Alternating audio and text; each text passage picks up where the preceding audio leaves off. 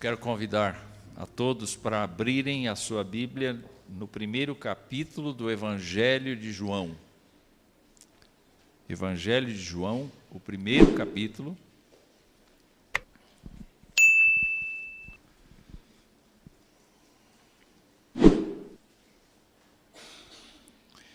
E antes de nós lermos, eu queria introduzir a nossa reflexão desta noite, perguntando para vocês como é que normalmente a gente apresenta uma pessoa que a gente considera importante. Por exemplo, no meio acadêmico, quando nós estamos reunidos para ouvir um palestrante, normalmente nós vamos buscar o currículo desta pessoa. E nós vamos saber quais foram os seus estudos acadêmicos, quais foram as suas formações acadêmicas, quais são as suas competências como palestrante, dentro do assunto que ele vai abordar. E, naturalmente, quando a gente pensa em currículo, nós pensamos justamente no fato de que esse currículo faz com que a nossa pessoa se conecte com aquela pessoa que está ali, importante, e que vai ser, então, a pessoa que vai nos trazer alguma comunicação, algum conhecimento. Eu imagino que isso aconteça no meio empresarial, no meio acadêmico, isso aconteça no cotidiano das nossas vidas. Toda vez que a gente encontra uma pessoa importante, a gente diz, fulano de tal não sei o quê, ele fez isso, ele está fazendo aquilo. E você tem, naturalmente, algumas coisas que precisa considerar quando você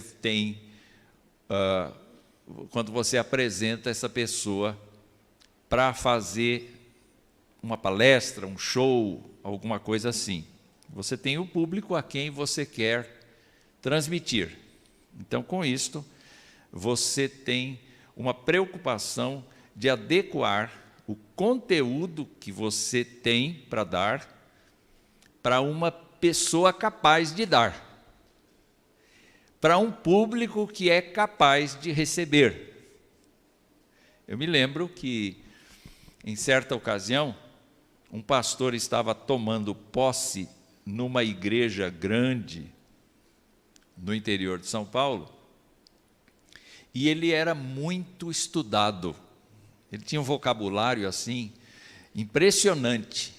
Ele tinha uma boa dicção, mas, acima de tudo, ele tinha um bom vocabulário. Ele falava complicado.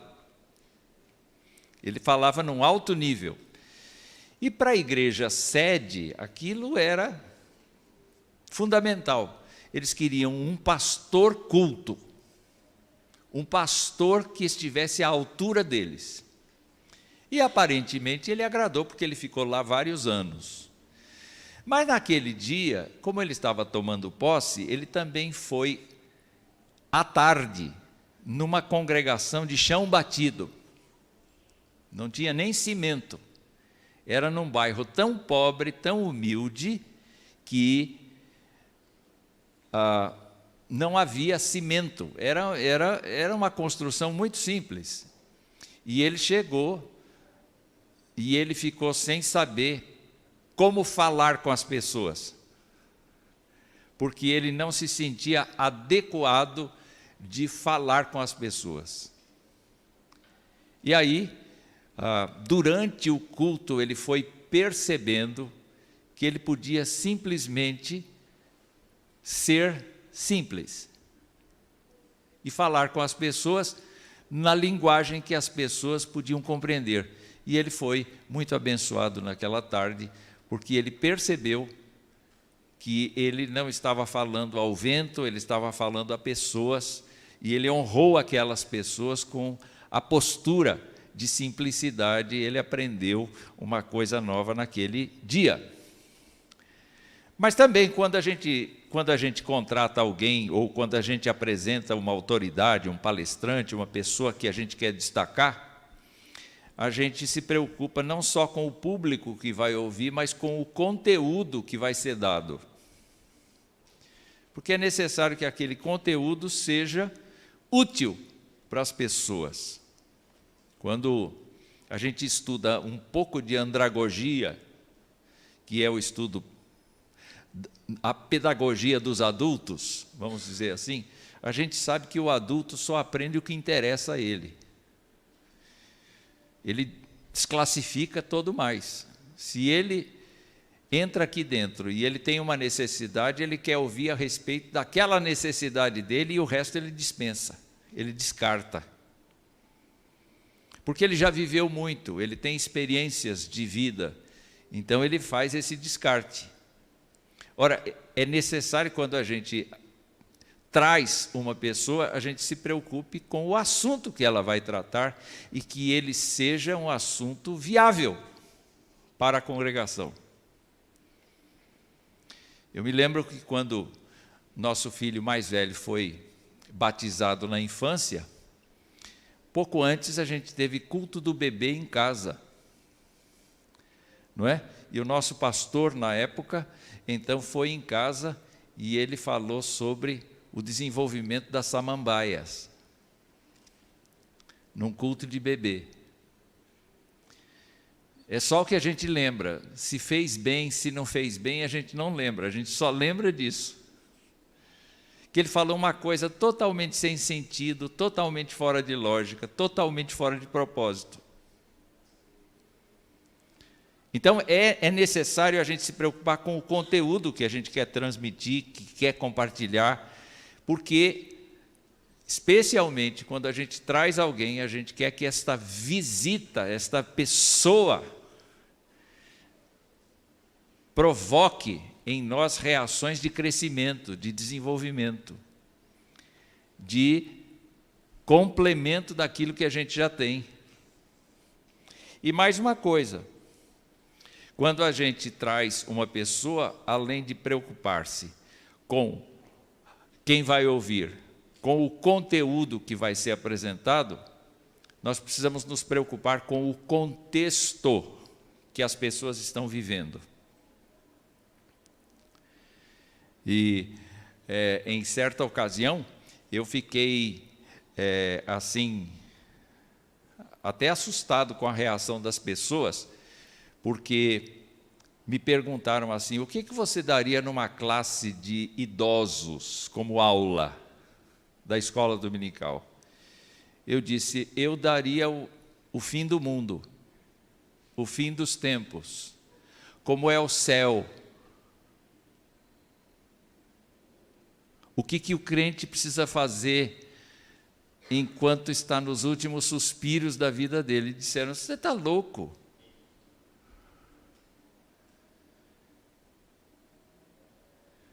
Mas pega o avôzinho, ele não precisa falar, ele não precisa estudar mais nada sobre criação de filhos, porque o tempo dele já foi. Ele não precisa estudar nada sobre trabalho, porque ele já trabalhou e está aposentado.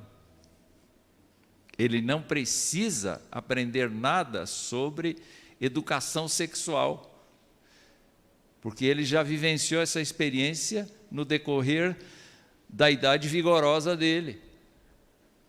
O que ele precisa aprender? Que Jesus Cristo vai recebê-lo no céu. E me descartaram por conta disso. Justamente porque eu entendi que no final da nossa existência, o que a gente mais precisa é da segurança do Senhor. É de falar das glórias do céu, é de falar da glória da vida vindoura e tudo mais. Então eu fico preocupado sim, quando a gente traz alguém, a gente deve pensar no público, a gente deve pensar no conteúdo e a gente deve pensar no contexto. E foi isso que o apóstolo João pensou quando ele escreveu o seu evangelho. Já havia 3 evangelhos consagrados. Havia Mateus, Marcos e Lucas. Esses evangelhos já estavam circulando, além de outras histórias fantásticas que as pessoas escreviam a respeito de Jesus. Mas o João, um apóstolo que amou Jesus Cristo verdadeiramente, viu que a igreja estava esbarrando em dificuldades doutrinárias muito grandes, precisando de correção, precisando de auxílio, precisando de ajuda. E ele então, inspirado pelo Senhor, escreve o Evangelho e tem uma tese. A tese dele está exposta lá no final do Evangelho, que diz que a proposta dele é para que nós creiamos que Jesus Cristo é o Filho de Deus. Todas as coisas que ele vai escrever, então, estão circundando este propósito original. Eu quero mostrar para vocês a pessoa de Jesus Cristo e quero mostrar para vocês que ele é o Filho de Deus. É por isso que quando João começa, ele traz no primeiro capítulo como se fosse um currículo de Jesus. Qual é o currículo de Jesus? Bom, a gente calcula que Jesus Cristo não era analfabeto, que ele participou da escola dos escribas na sinagoga, mas ele não teria feito nenhum curso de fariseu, não teria feito nenhuma meditação como a dos essênios, ele não teria participado de projetos governamentais ou aderido às doutrinas dos saduceus. A gente sabe que Jesus Cristo conhecia a Escritura, e conhecia muito bem, porque ele citava as Escrituras com muita frequência. E mais do que isso, ele tinha uma leitura do Antigo Testamento, que era uma leitura totalmente diferente de todo mundo, porque era uma leitura que nós vamos chamar de leitura cristológica. Uma leitura que mostrava as profecias a respeito dele, uma leitura que mostrava o projeto de Deus para salvar a humanidade. E João, no seu trabalho de apóstolo, teve o seu ministério, mas nesse momento ele então, por volta entre 85 e 95, João escreve esse evangelho. É um evangelho tardio. É um evangelho tardio e diferente dos outros três. Então, vejam só, o público de João é todo aquele que crer em Cristo. Não importa se judeu ou se gentil. Na vivência de João, ele observou que Deus não queria o evangelho restrito aos judeus. Ele queria o evangelho aberto a todas as nações, a todas as etnias. Portanto, passaram pelo processo de conversão tanto judeus quanto gentios. E a gente vê que o conteúdo é aquela tese do fim do Evangelho que diz: para que creiais que Jesus Cristo é o Filho de Deus eterno. E o contexto? O contexto. O contexto é preocupante. Porque há pelo menos muitas religiões de mistério. Vocês sabem que se dependesse de cada cidadão do planeta, cada um teria a sua própria religião, né? Então nós teríamos bilhões de religiões, porque cada um diria: não, a minha religião é que é a certa. Mas na verdade nós temos algumas religiões daquele tempo que são religiões de mistério, de magia. Outras religiões que envolvem o culto pagão de inúmeras divindades gregas, de inúmeras divindades romanas, de inúmeras divindades que vieram do Oriente. Então, o homem, a mulher daquele tempo eram pessoas altamente religiosas, como hoje. Nada mudou nesse sentido. E as pessoas acreditam no que se apresentar. Mas em relação ao cristianismo e em relação à igreja, não havia ainda uma coesão doutrinária, havia sim uma dispersão doutrinária do ponto de vista de entender a pessoa de Jesus Cristo. E o foco de João é apresentar a pessoa de Jesus Cristo. Quem é Jesus Cristo? Então eu quero lembrar vocês de uma vertente que estava contaminando a igreja, que era o gnosticismo. E o gnosticismo dizia que Jesus e Cristo são pessoas diferentes, são entes diferentes. Os gnósticos acreditam que o corpo físico de Jesus Cristo não era real, mas apenas aparentava ser físico, e que o seu espírito descera sobre ele no seu batismo e o abandonara bem antes da sua crucificação. Por quê? Porque a carne era considerada errada. O físico era considerado errado. Como é que um Deus santo pode ter um corpo físico? Então eles disseram, o corpo não era físico, hoje a gente conhece, quando a gente vê uma imagem em 3 dimensões, como é que a gente chama? Era um holograma. Jesus era um holograma. E as pessoas acreditavam nisso, porque partiam da tese de que uma pessoa que tem um corpo físico, que é mau por natureza, não pode ser divina, não pode ser santa. E a respeito da salvação, eles também ensinavam que a salvação é adquirida através da posse de conhecimento do divino, que liberta o ser das ilusões da escuridão. Então, apesar de dizerem que seguiam a Jesus Cristo, na verdade, eles o contradiziam, porque Jesus nunca falou que a salvação vem através do conhecimento. Sabe, o fato de você estudar muito uma coisa não faz de você um especialista, a não ser que você pratique aquela coisa. Tiago falou disso, que um crente que não pratica as coisas que lê é um teórico inválido, inútil. Então, eu quero ler com vocês o texto bíblico para que a gente seja apresentado, mais uma vez, a Jesus Cristo. Vocês já leram esse texto muitas vezes, mas vamos recordar algumas coisas que nós já vimos. Diz o texto da Sagrada Escritura, no princípio era o Verbo, e o Verbo estava com Deus, e o Verbo era Deus, ele estava no princípio com Deus, todas as coisas foram feitas por intermédio dele, e sem ele, nada do que foi feito se fez.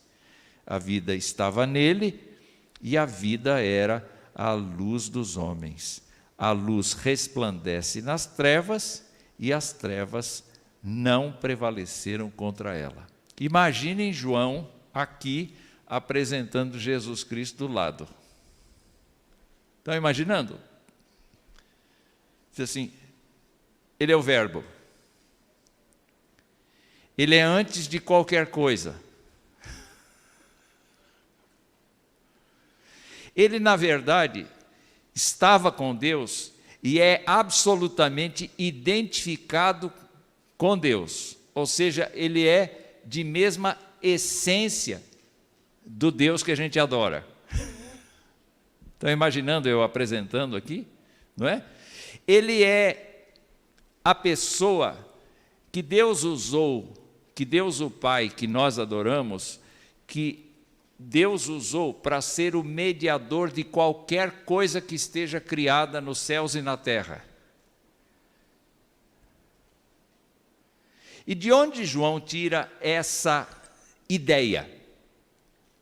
Ele ouve falar no ensino grego que existe o Logos.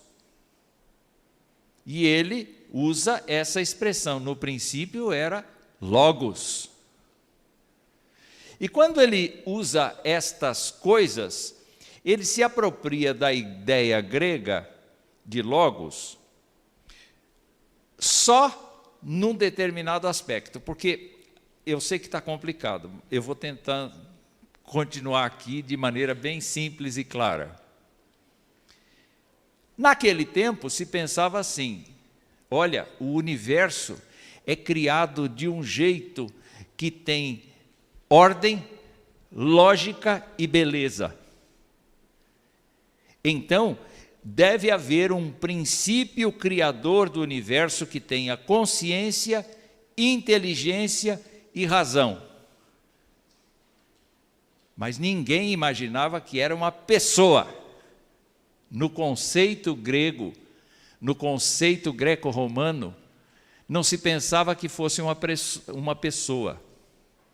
Em determinado momento, nós temos alguma coisa da mitologia chamada teoria de Gaia, que diz que a Terra é um ser vivo, mas é um ser vivo que tem vontade, é um ser vivo que tem personalidade.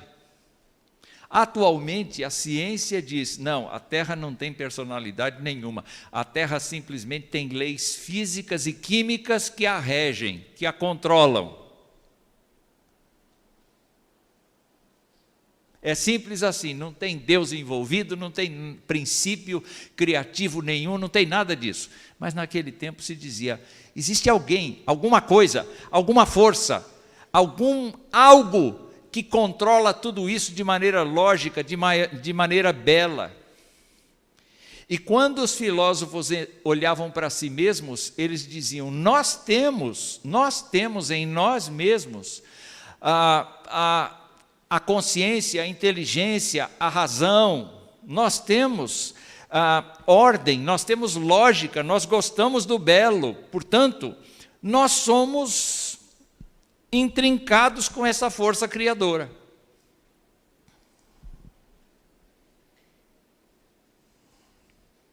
O João vai apresentar Jesus e diz, essa força criadora tem nome, e não é uma força, é uma pessoa.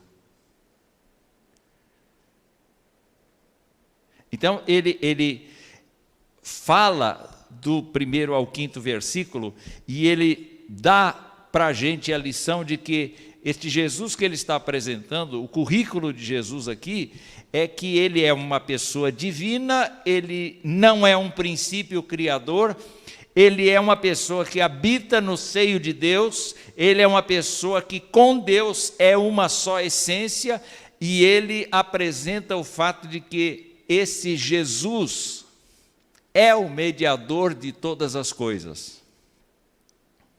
A função desta pessoa na Santa Trindade é mediar, é expressar, é falar em nome do Pai. Quando Jesus Cristo estava entre os fariseus, entre os doutores da lei, ele dizia assim, as palavras que eu vos falo, eu não falo de mim mesmo, mas o Pai. Ele era a expressão de Deus.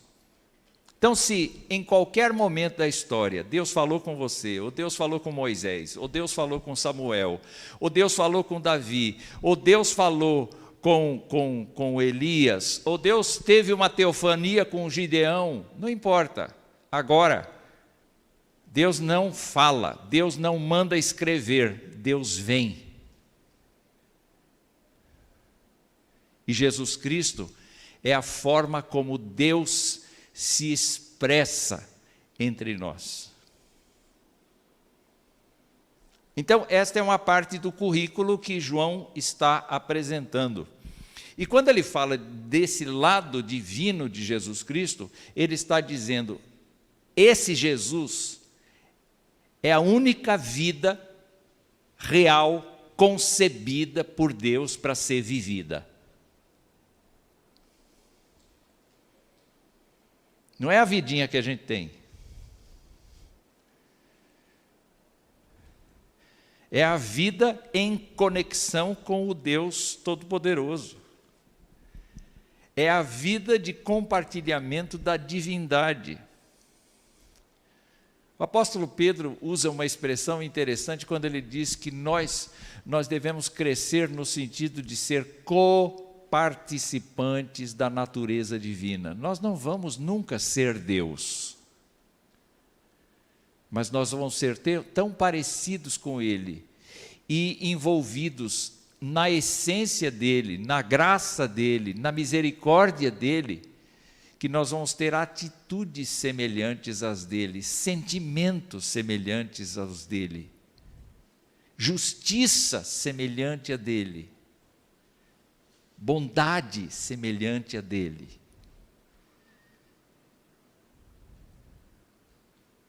E eu fico pensando no fato de que esta é uma maneira muito boa da gente começar a apresentar Jesus. Jesus não é qualquer pessoa, Jesus é o Deus bendito, todo-poderoso, que vem à terra. É grandioso. Mas João também apresenta Jesus como nós. Então, no currículo que João apresenta aqui, nós vemos no verso 14, esta expressão de João, e o verbo, o Logos, se fez carne.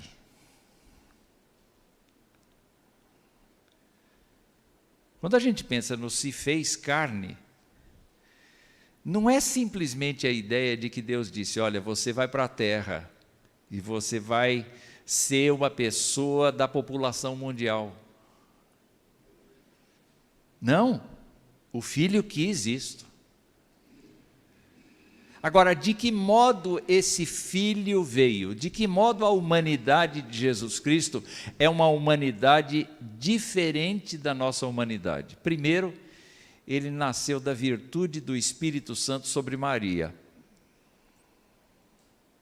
Segundo, desde o ventre de Maria, Jesus Cristo era possuído literalmente, integralmente pelo Espírito Santo de Deus, do mesmo jeito que João Batista.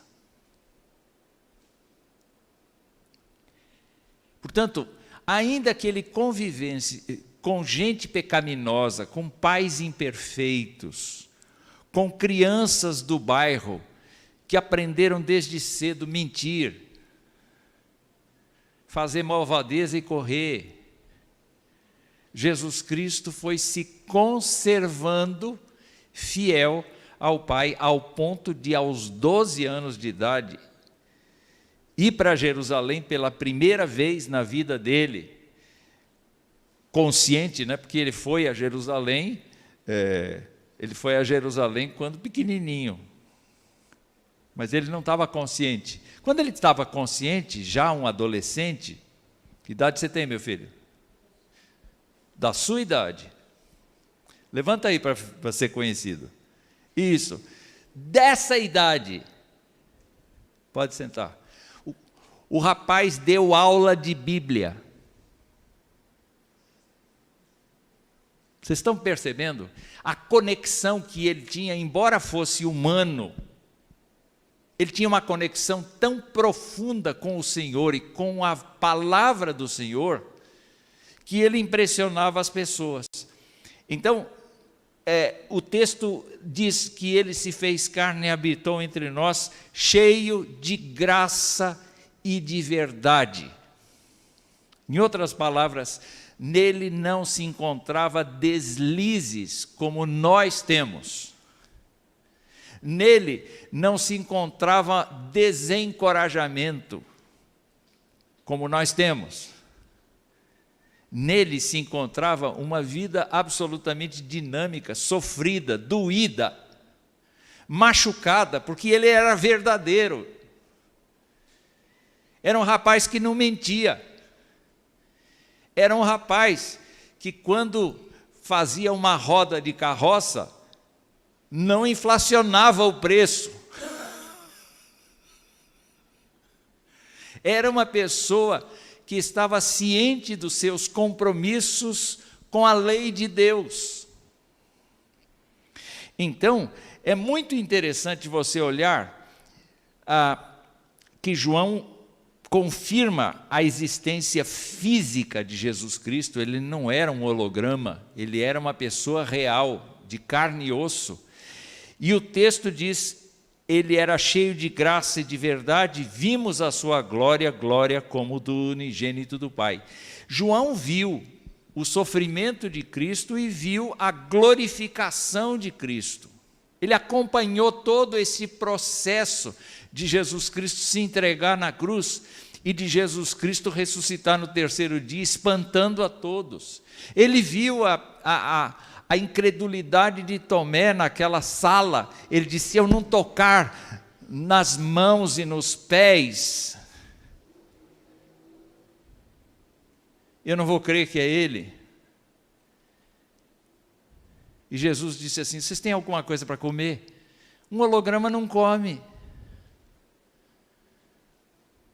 Então, diante destas coisas todas, eu fiquei pensando que a chegada de Deus na terra tinha que ser antecedida por certos preparos, por certos cuidados.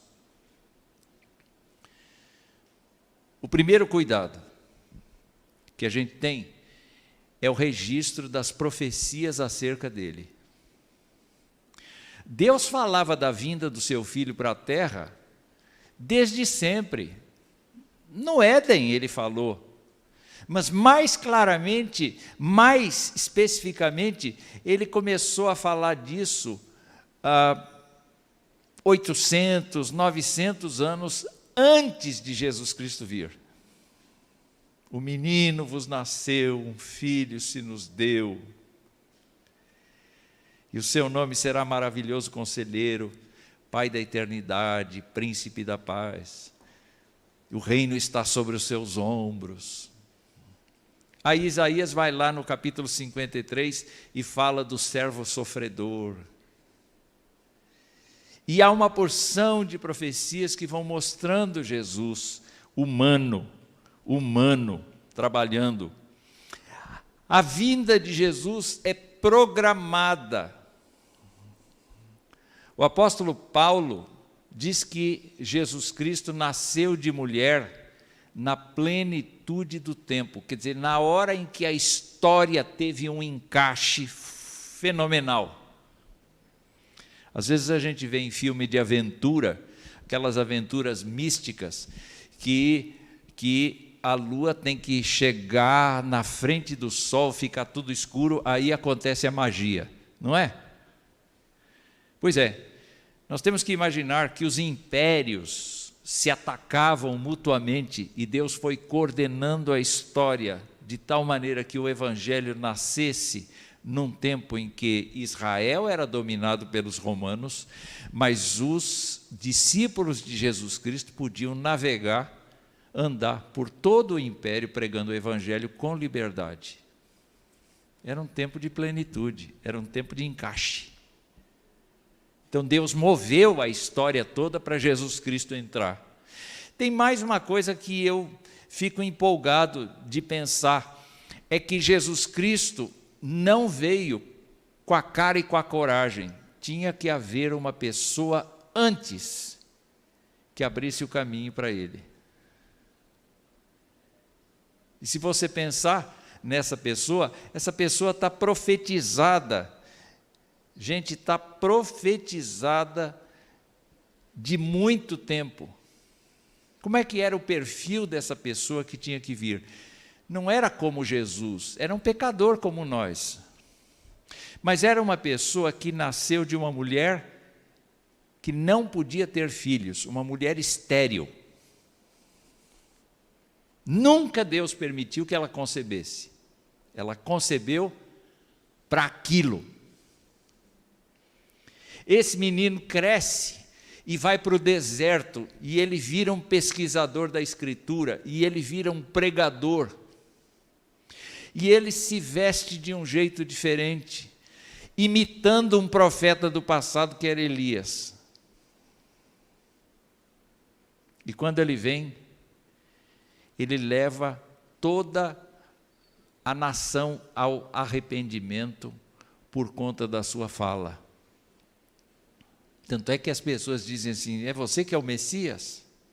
Não, não sou eu não.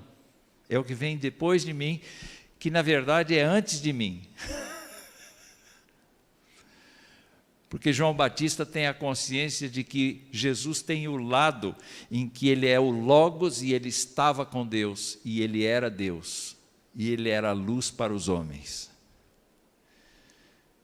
Uma vez com os discípulos, ele disse assim: eis o Cordeiro de Deus, que tira o pecado do mundo. E os discípulos foram atrás dessa pessoa, que era Jesus.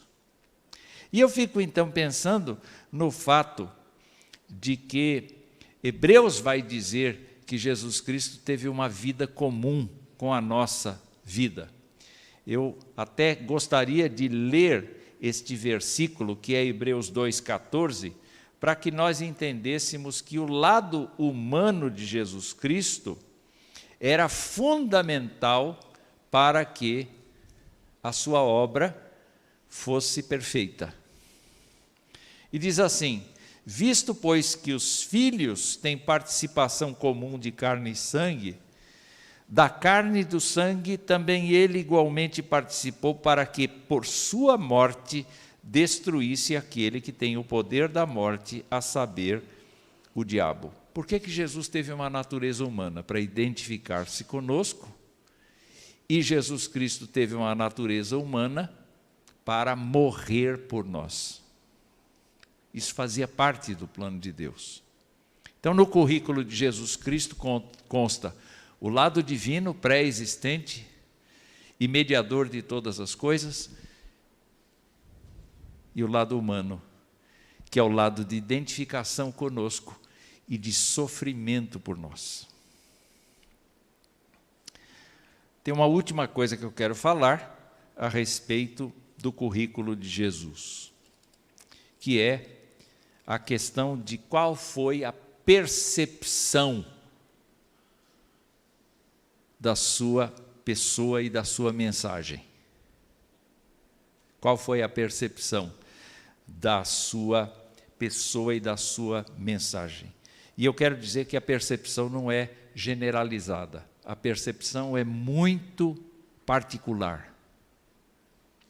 Porque vejam os versículos 9 e 10, 9 a 13.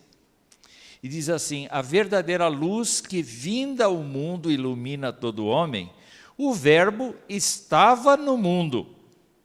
O mundo foi feito por intermédio dele, mas o mundo não o conheceu. Não há percepção no mundo de quem é Jesus Cristo. As pessoas podem considerá-lo um personagem histórico, um grande filósofo, uma pessoa entendida. Podem até citar o fato de que a religião o chama de filho de Deus, mas as pessoas não têm percepção da profundidade e da grandeza desta pessoa que é Jesus. Tem uma coisa também que acontece dentro do povo de Jesus. Ele veio para o que era seu e os seus não o receberam. Também as pessoas que praticavam a lei de Moisés, que praticavam o judaísmo, que praticavam todas as cerimônias culticas orientadas desde o passado, estas pessoas não conseguiram aceitar que Jesus Cristo fosse homem e fosse Deus, simultaneamente. É difícil a gente aceitar isto. Em que condições a gente pode aceitar que esta pessoa que João está apresentando é a pessoa que vai resolver o nosso problema espiritual em definitivo? Somente com a ajuda dele. Porque o texto diz assim: a todos quantos o receberam, deu-lhes o poder de serem feitos filhos de Deus, a saber, aos que creem no seu nome, os quais não nasceram do sangue, nem da vontade da carne, nem da vontade do homem, mas de Deus. Você confessa que Jesus Cristo é Deus e homem ao mesmo tempo? Não dá para explicar.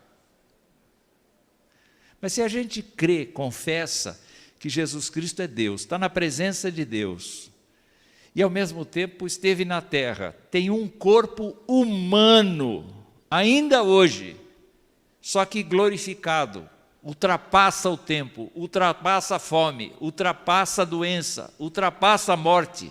Um corpo resistente a tudo isso, porque não tem pecado este corpo.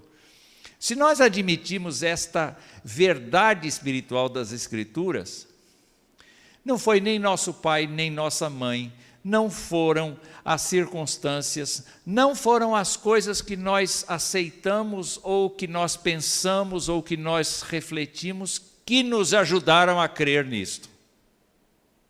Porque a nossa incompetência para aceitar o Logos de Deus é muito grande.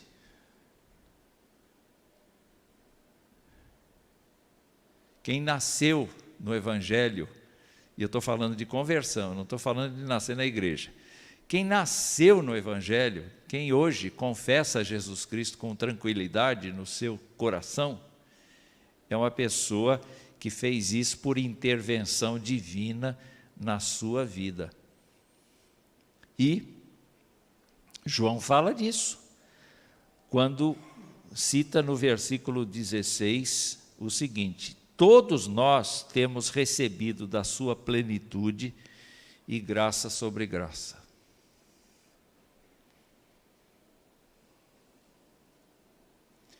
É por isso que a gente está constrangido. Paulo diz: o amor de Cristo nos constrange. O Senhor me ganhou, não tem como me apartar dele. O Senhor me comprou com a sua vida, com o seu sangue, não tem como eu me apartar dele, e isto é graça para mim, é graça sobre graça.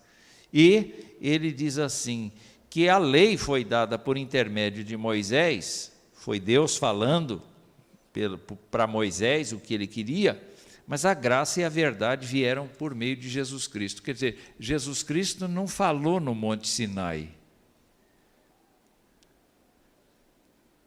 no tempo de Jesus. Jesus Cristo desceu do Monte Sinai. E Jesus Cristo falou para as pessoas diretamente. Jesus Cristo curou pessoas. Jesus Cristo cuidou de pessoas.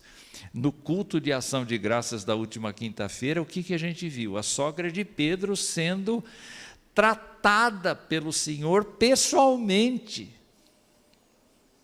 E eu quero dizer para vocês que na fé cristã, Jesus Cristo continua tratando as pessoas pessoalmente.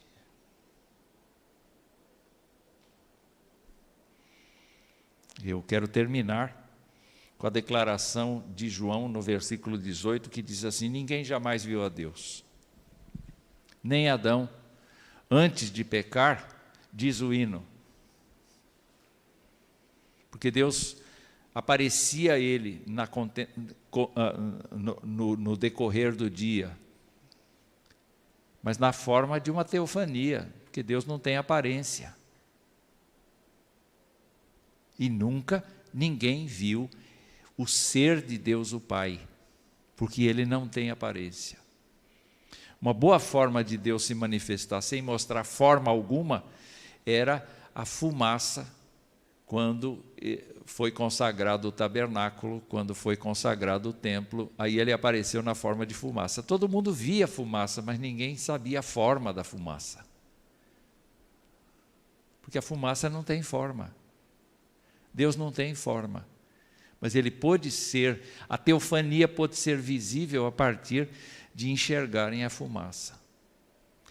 E eu quero, então, terminar dizendo assim: ninguém jamais viu a Deus, mas o Deus unigênito que está no seio do Pai revelou o Pai. É por isso que Jesus é o Logos, porque ele revela o Pai, porque ele media a vida das pessoas com o Pai. Eu espero, meus irmãos, que você, quando olhar para Jesus Cristo, não pense em Jesus Cristo apenas do crucifixo, o coitado que está ali. Mas quando você olhar para o currículo de Jesus em João, você veja, em primeiro lugar, ele é Deus. Em segundo lugar, ele é homem também. E ele se envolveu com a minha vida. E a terceira coisa é que, se eu percebo que ele é Deus e homem ao mesmo tempo, e o confesso e creio, eu não nasci da ideologia dos homens. Eu nasci do Espírito do Senhor, para ser uma pessoa que vai andar na cidade de Deus com o próprio Cristo. Isso é maravilhoso demais, não é? Que Deus nos abençoe.